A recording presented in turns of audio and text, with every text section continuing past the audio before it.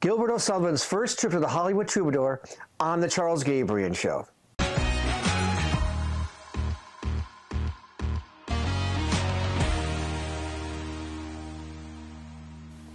Welcome to the show. I'm Charles Gabrean, and today I'm talking with singer-songwriter Gilbert O'Sullivan as he embarks on his first West Coast tour in decades. Gilbert, welcome to the show. Let's start out with growing up in Ireland. Tell me about that. Well, I lived there only till I was 7 years old. Then we moved. My father was a kind of butcher in the meat trade. So it was the grass is greener scenario over in England. So we all moved over here when I was 7 years old. I mean, so, you know, my roots are still there. I still feel the roots, and I have a great time when I go back there. But most of my after that, I was pretty much raised in Swindon, which is down just west of London and stuff. And does any of your family still live there? Yeah, I have aunts and uncles, and Irish families are quite large all around. So there's many. My parents, my mother only passed away 3 years ago. So I'm sorry. You know, but we have relatives, and so we meet up with them regularly particularly when we do concerts over there. I have to ask this question very quickly. One of the first people I met when I was in college, I met Maureen O'Sullivan. I'm sure you're not related. Maureen O'Sullivan, you mean? Remember the Tarzan? She was Jane. Yeah, of course. No, not Maureen O'Sullivan. No, we're not related. But I mean, you know, she was pretty special, wasn't she? Yeah, I had to ask. So sorry about that one. Okay, so you're living in Ireland, then you moved to Swindon. Is that how you say it? Yeah, Swindon. About an hour. Yeah, but by car, take about an hour and a half from London. So it's west. Okay, so do they treat the Irish okay then? Yeah. Coming to. Well, there's no prejudices at all? There used to be difficulties in the 50s and stuff. It was, you'd see signs on windows, a very early period, on windows in those days, no blacks and no Irish. But that changed. When they wanted roads built, who did they call upon? They were great road builders, the Irish, who really worked hard. So yeah, but those days have gone. It's the relationship between Irish people and English people now is pretty. Okay. Another question I was going to ask you is, was your father in the war? No. My father, he wasn't. Yeah, he was in the army, but he didn't, as far as I'm aware, he didn't fight or left Ireland. So he did his service in Ireland. Were any of your influences, I know you have other influences, any of your influences Irish singers? Not really, to be honest with you, Charles. I mean, interestingly enough, when I was successful, I thought there must be some link there. I mean, I've heard U2 talking about the link they had with Irish, and Van Morrison talk about it and stuff. So I kind of bought lots of records by the Clancy brothers and all kind of Irish things. I didn't really find a link there. The link for me with music, with songwriting, always stems from '62 when the Beatles arrived. And when it was that time when you felt if they could write great songs like that, maybe the possibility of us being able to do it, bearing in mind that they couldn't read music. That kind of, before they came along, you felt you needed kind of a degree to be able to write songs. Back in David style and stuff. How about American influences? Any Americans? Yeah, of course. The right from Irving Berlin right through. In fact, from Stephen Foster. I mean, arguably, Stephen Foster was the first singer-songwriter and stuff. I mean, fantastic songwriter. He influenced Irving Berlin, who then got influenced lots of people like Cole Porter. I mean, musical background, a great influence for me on musicals and stuff, particularly the musicals from early 20th century and stuff. And, you know, Bacharach and David, Carole King, Neil Sedaka, all those kind of people on the Brill building scenario. I use that as an example of how I write, that Brill building mentality. As you may be aware, there's a building in New York where people like Neil Diamond, Carole King would go in the morning, clock in, and stay there for a day to try and write songs, and then clock out at 5. That kind of mentality is what I use myself when I try to write. When did you start playing piano? Well, I had piano lessons when I was little. My mother, we had a piano in the house. Interestingly enough, working class families always seemed to have pianos. The main reason that they had pianos was because they felt if one of their children could learn to play, they could earn some pocket money in a pub or in a club. After. Anyway, I had piano lessons, didn't really like it. Teacher found me out when I cheated. I played the right part, but I wasn't reading it correctly. So my mother said, the teacher said to my mother, it's not really worth him continuing. So you went to college, you went to a Catholic college, correct? No, not a Catholic, just a normal college. Normal college. I went to a Catholic school. Okay. But college was just a normal, non-religious institution. And what did you take in school? What did I take at school? Sorry. Yes. Well, school was just normal. You do, there was no A levels. A levels came after it. School started and stuff. In college, what did you take in college? In college, I was as an art student, and I studied my degree in not painting, but it was a pre-diploma course over 4 years. I had a fantastic time at art school, I have to say. I'd like to talk about some of your early bands. I know you work with Rick Davies, but before him, you had two other bands, the Doodles and the Prefects. Tell me a little bit about those two. Well, with the influence of the Beatles and stuff, not only did we want to try and write songs under their influence, but we also wanted to be in a band. Everybody wanted to be in a band. So my first band was a school band. And we didn't play Beatles material because everybody did that. I played Searchers material. I love the Searchers. And so, that was the first school band. And then the next band, a little way up, were the youth club band called the Prefects and stuff. And we would play at little children's homes and stuff around, nothing big. And then the opportunity with Rick, because Rick had been an art student before me. He'd done his 4 years when I started mine. He's a fantastic musician. He taught me blues piano and stuff. And he's a very, very gifted musician. I mean, he could play drums better than I was the drummer in the band. I was the drummer in all bands. But Rick was just one of these fantastic musicians and stuff. And our band, we could have actually turned professional, but the guitarist and the bass player were on apprenticeship, so they didn't want to risk giving that up. So that meant that Rick and I we wanted a musical future. He needed to be in a band, and so he joined a band called The Joint, which became a band called The Lonely Ones, which ended up becoming Supertramp. And then I became me. So that's what happened there. Okay, so in '67, you moved to London in the swinging '60s. It must have been fantastic because everyone wanted to move to London. Yeah, well, that's to get the break to be in the record business. I mean, from Swindon, my home, where I didn't have to pay any rent and any of those kind of things, I would send up songs to kind of companies, but I got no response and stuff. I used to take a day trip up to London, go into the record company and say, could I have my tape back? It's the only one I had. So coming to London meant that I could be there to visit all the record companies, and CBS signed me. And when you talk about the swinging 60s, when long hair was here to stay, I did the total opposite in those days. I had a pudding basin haircut because the image that I created, which America never saw, based on the Charlie Chaplin jacket, cap and boots, pudding basin haircut. So I kind of looked like a freak in 67, 68. Well, everybody else had long hair. I was this kid with really short hair.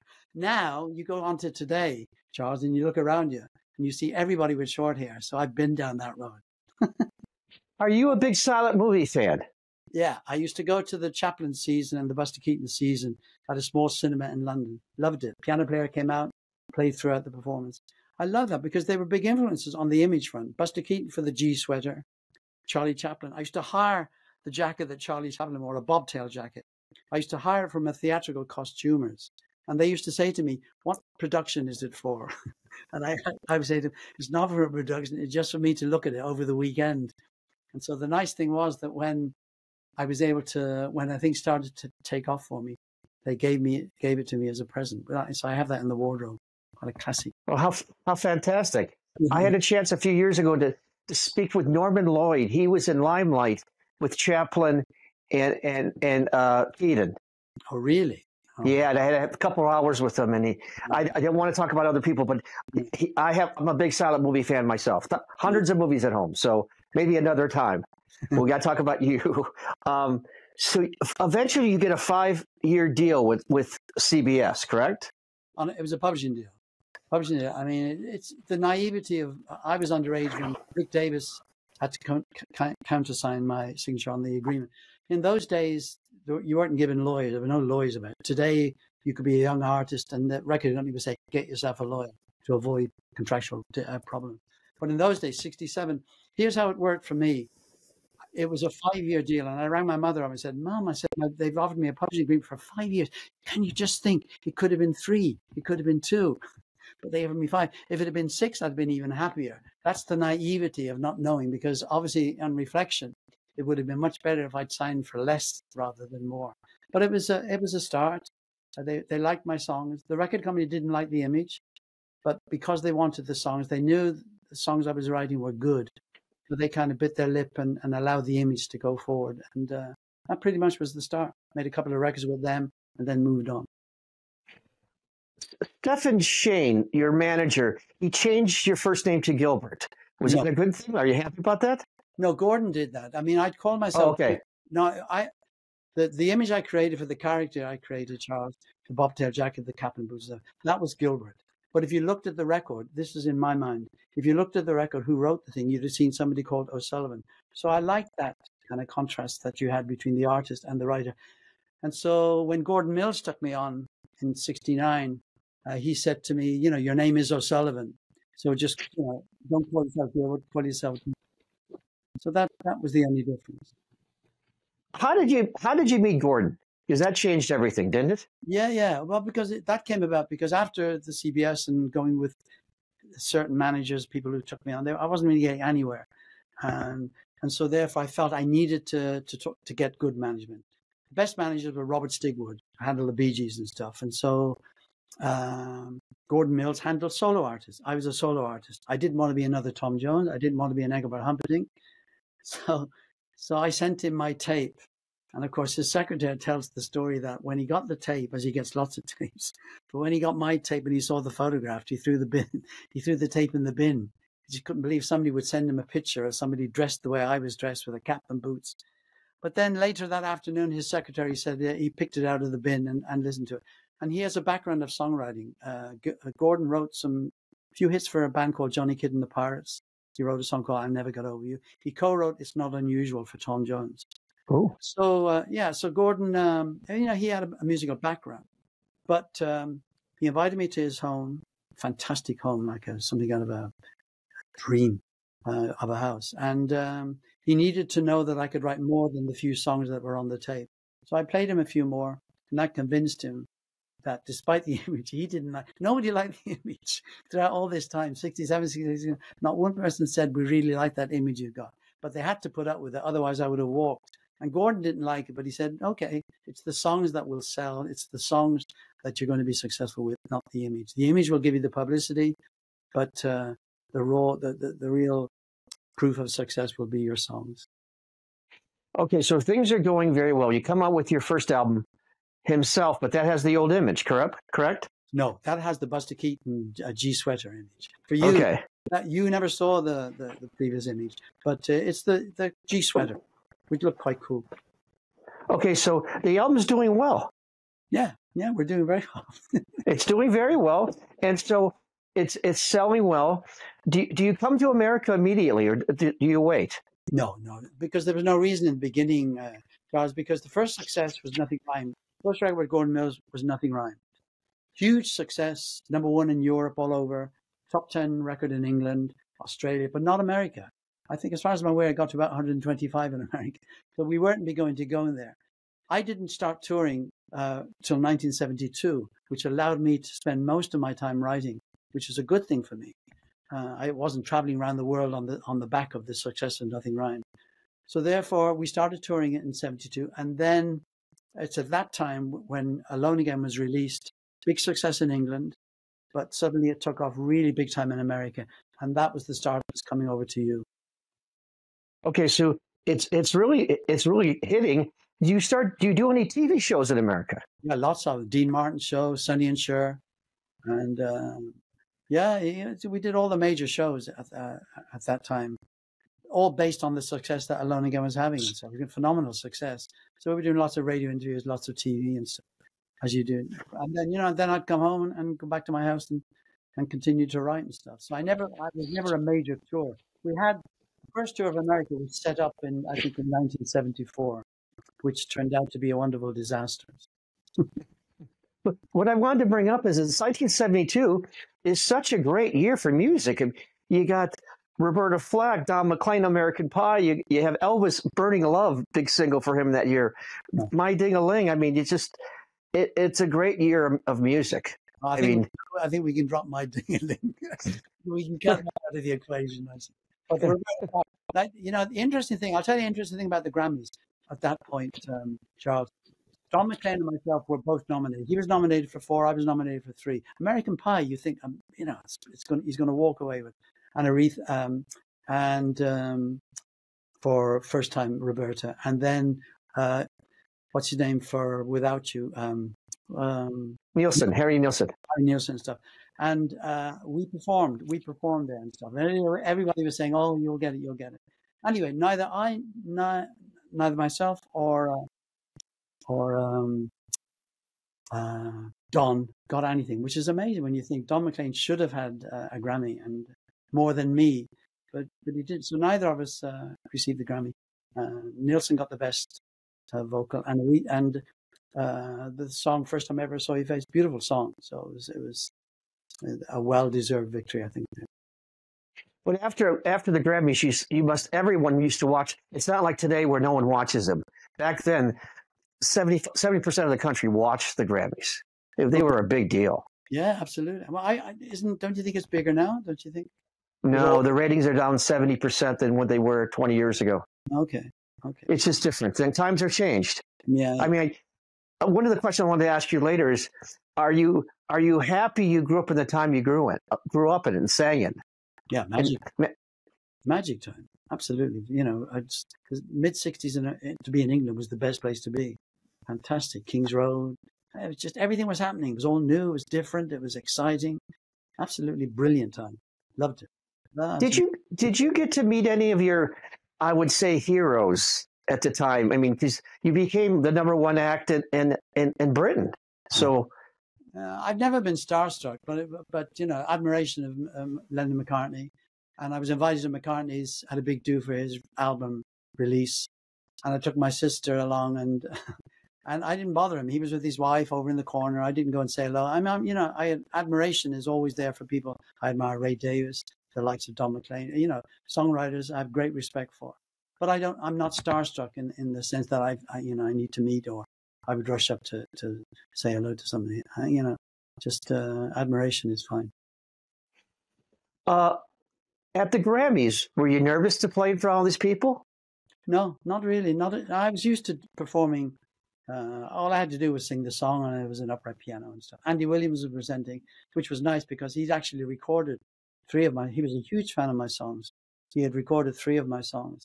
In fact, nice story with Andy. He called me from when I was in America and said that he loved the song "We Will." He wanted to record it, but he wanted to change certain words. And I thought, oh my God, what's this?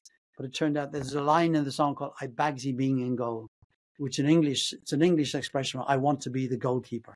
I bagsy being, let me be the goalkeeper. So he didn't understand that. So I allowed him to change that word and stuff. Very nice person. Great respect for him, and sadly missed, I think. Your second album, Back to Forth, is a big hit too. Claire's on that. Back to Front, yeah, it was a huge success. We had with Alone Again, Claire, and Get Down, million sellers and stuff. So yeah, it was a good time, Charles. It was a big surprise to me to get that success in America, because when I dreamed of success coming up to London, 67, 68, I envisioned being successful only in England. And Europe was a big step for me, but America was just amazing. The reaction of everybody at the record company, was unheard of to have such a success. So that really took us by. But it was a nice surprise, I have to say. Tell me about that. I forgot the word you used about the tour. I know you toured arenas, right? Yeah. But here's how it goes. So the first tour of America, I toured in Europe, theaters, 1,000-seater, 2,000-seater theaters. And we were doing really well at the height of all the success I had. First American tour set up. So Gordon has to decide 2 things. Do we let Ray go out like Tom and Engelbert to kind of arena-style areas on the back of 3 million selling records? Or do we let him go out as a support act to the Moody Blues? And they sent me out on their, because I just go where I'm told. They don't interfere with my songwriting. I don't interfere with their business acumen for tours. So they sent me out, and the tour got pulled, but we never got to the West Coast, and it got pulled. So the mistake that they made was I should have gone as a support act, because you see major acts today start by going support. It's not unusual to do that. But so that was a big mistake, and we paid a price for it. So, Are there any recordings from that tour? No, they're not. But But the great thing also about the tour was we had a private plane, we had orchestra, we had a great time. So as I said to you earlier, it was a wonderful disaster, and just sad that we didn't get to go to the other places we wanted to. And you know, the Gordon's mistake also was, it's this thing about just selling millions of records doesn't guarantee bums on seats. So that was the mistake. That was the mistake.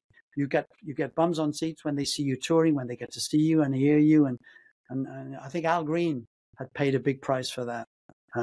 With his great record success, I think he bombed on his first American tour, again, because record sales don't generate people buying tickets to see you. How did your life change? Because it had to change a little bit after all the success when you went back home. Not really, nothing much. I'm pretty grounded. I'm not a red carpet person. So I'm not used to sort of, you know, just a good time. I mean, I just I shared a bungalow that Gordon owned, and then I got my own house, and that was important for me. And I had pianos, I had 3 or 4 pianos and stuff. You know, I was really happy. I'd go to Europe, do TV, I'd come back, and then I could get back to writing. I was very determined, very keen on the writing was the most important thing for me, not touring. If I'd have been touring, I wouldn't have, you know, it's that classic thing about your first album is a huge success and you go around the world. Where's your second album? Because you spend so much time touring, you blow it on the second album. So I was lucky in that respect. The key always to everything I've done to this day, Charles, is the songwriting. It's the reason I'm talking to you, not because of any image. It's simply because you like my songs. And you know, that's the key. Your songs are lovely. I think I've talked to so many people around town about you, and they're like, "Oh, I talk to musicians that still do your song."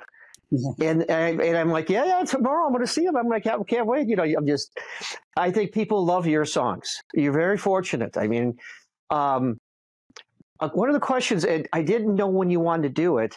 I know eventually you wanted to get a new producer for some of your music. When did that happen? It happened. What year? Yeah, okay, about 76. Things were slowing down.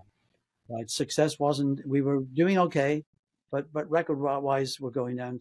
And I'm still very enthusiastic. I'm very keen to progress forward. I said to Gordon, Rod Stewart's produced by I forget the producer who produced his album, Atlantic Crossing. I said to Gordon, you know, you're my manager as well as my record producer. Let me go with one of these other producers. It could be helpful to us. And you're still my manager, so everything should be fine. So Gordon said, if I don't record, if I don't produce it, that's it. So I had to make the choice. Gordon said, look, you're successful, you're a rich boy, you're plenty of money, leave everything as it is. And I wasn't prepared to do that. I saw that as being a mistake. So I had to make that decision. Do I stay just the way things are, or do I break? And I decided to make the break. I spent a whole weekend with my wife, just deciding what to do. And then this is on a weekend, and so I go to Gordon's house Sunday afternoon. It'll stay with me forever. And I said to Gordon that no, if you don't let me work with another producer, then I'm going to go. And so we shook hands. And the interesting thing was, I had been promised since 1970 an interest in my own songs. Songwriters were being given 69, 70, their own publishing company within a publishing company. So you'd have O'Sullivan songs within April Music, who administered my work. That was a new thing. Great for young writers to have, because you get your performance income, but the publishing goes to a publisher. So this was a situation for writers where they get an element of the publisher's share. So Gordon said to me in 1970, if you're successful, you'll get it, but not now. So 71, 72, I would occasionally say, any news on that little company you promised me? Don't worry, you'll get it. 74, 75, any news on that little company you promised me? No. So 76, we part company. And as I'm leaving the house after shaking hands, I said, do I still get the company you promised me? He said, yeah, go and see the chairman of the company, Bill Smith, which I did in the next couple of days. I go into his office and he tells me to F off. So the rest is history. But after that happened, I know you had some rough years because of going to court, and then the industry always tries to check their people, don't they? So those must have been tough years. Yeah, there was a backlash against me. You know, young writers taking on the business. He mustn't win. They do everything to hurt you, damage you and stuff. But I was very determined. All I wanted. The interesting thing was, I said to the lawyers, who I met through Gary Davison, who now represents me. Gary's father was Harold Davison, very big impresario. And I said to Gary, can you help me? Because all the lawyers I'd worked with were all within MAM, Gordon's company. Everything to do with me was to do with MAM. So when I walked, it was all over. So I asked him to recommend a lawyer. He recommended a big firm that his father had, Amherst Brown, Martin and Nicholson. And I said to them, all I want is that interest that was promised me. It's no big deal. But as we soon found out, it's a whole can of worms ends up coming out, because the major thing that hurt them the most, if you want, is conflict of interest. He's the manager of the artist, but he's also head of the record company. How do you do a deal for him that's going to be fair? So that hurt them badly. And it was that they believed me that I should have had that little. In effect, I not only got back that interest in my song, I got back all the songs, I got back all the masters, which a lot of artists since then have used to try and do the same thing.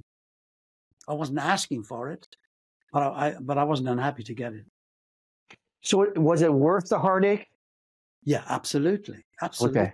Because of the determination, Charles, was that had I lost the case, as long as I had to put up a good fight. I moved to Ireland in 1980 because the writers in Ireland were given tax-free exemption. They'd given it to authors, and they were now giving it to musicians. And the reason I moved to Ireland, back to Ireland for 4 years, was because being clear of tax, it meant that had I lost the court case, I would have been in a good position to pay the hundreds of thousands of pounds that I would have had to pay lawyers. So I was aware that I could lose, but determined to fight for what I believed was the right thing to do.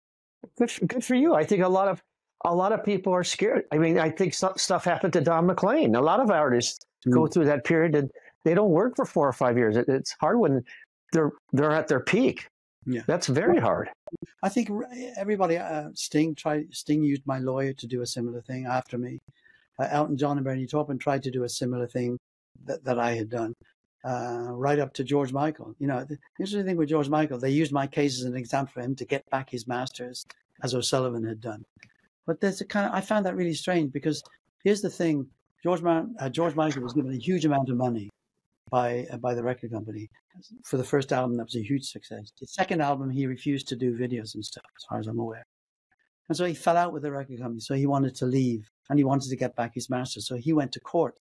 And I've seen court documents where they used my case to illustrate how an artist can get back his stuff.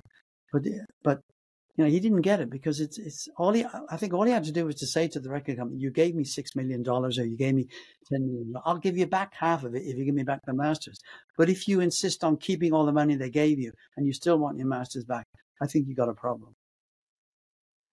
I just saw you. Did you do a TV special in 1973? Was it a Christmas special?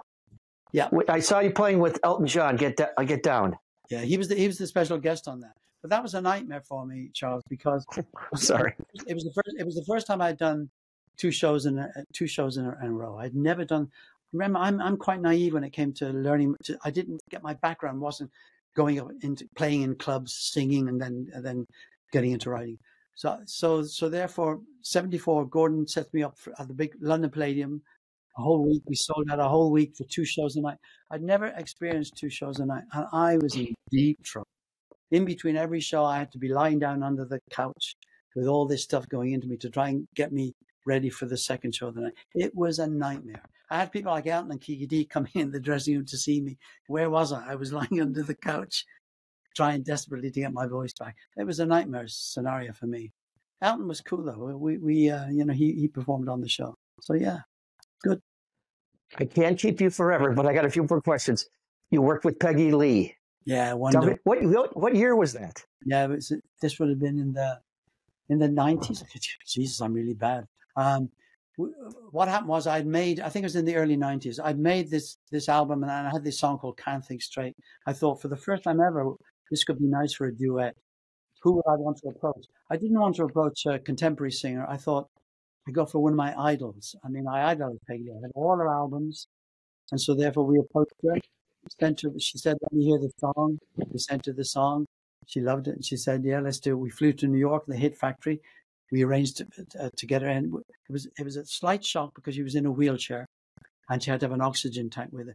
But the lovely thing was that once we did her vocal, I said we were going to record it for a video. And Peggy had never done a pop video.